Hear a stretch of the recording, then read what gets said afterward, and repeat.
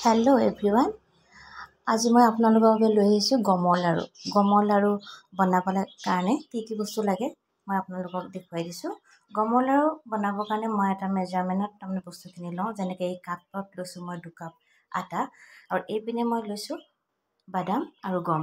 বাদাম আৰু গমখিনি মই অলপ ড্ৰাই ৰোষ্ট কৰি ল'লোঁ। সেইকাৰণে আমাৰ গমকেইটা আপোনালোকে দেখিছে ফুলি গৈছে। বহুতে গমকেইটা ভাঙিও দিয়ে গুড়ি কৰি পিনে, কিন্তু মই গোটাকৈ দিওঁ, কাৰণ গোটাকৈ দিলে খাবলৈ বেছি টেষ্টি হয়।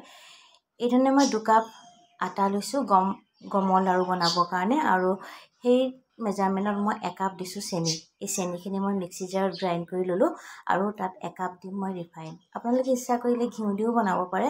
মই ৰিফাইন দি গমৰ লাড়ু বনাওঁ, সেইকাৰণে গমৰ লাড়ু মই ৰিফাইন ইউজ কৰিছোঁ। আৰু এতিয়া মই দিছোঁ ইয়াত কেইটামান জালুককেইটাও মই গোটাকৈ দিছোঁ, গুড়ি কৰি দিয়া নাই।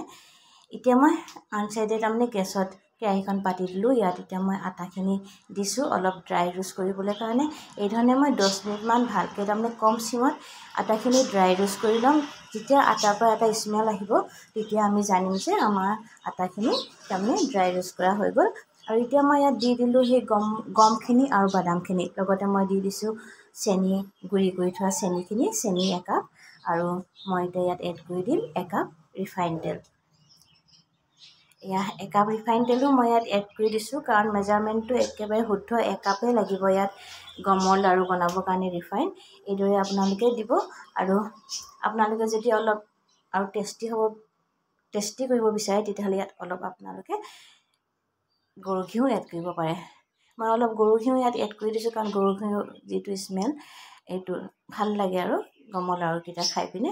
সেইকাৰণে ডাঙৰ চামুচে 2 চামুচ গৰু ঘিউ দি দিলোঁ। আৰু এতিয়া মই ভালকৈ মিক্স কৰি দিছোঁ, আৰু মিক্স কৰাৰ পাছত আমাৰতো গমৰ লাড়ু ৰেডি হৈ যাব। আৰু তাৰপাছত মই অলপ সময় ঠাণ্ডা হ'বলৈ দিলোঁ। ঠাণ্ডা হ'লেহে গমৰ লাড়ুকেইটা বনাব পাৰি, নহয় জানো? এইধৰণে মই এতিয়া হাতত লৈ পিনে গমৰ লাড়ুকেইটা বনাবলৈ কাৰণে আৰম্ভ কৰিছোঁ।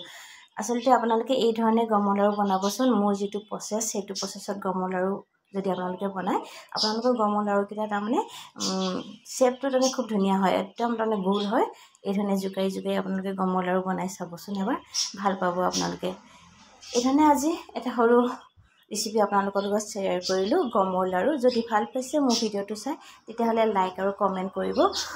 আৰু যিসকল নতুন ভিডিঅ' আছে মোৰ চেনেলটো চাইছে, তেওঁলোকে মোৰ চেনেলটো ছাবস্ক্ৰাইব কৰিবলৈ পাহৰি নাযাব।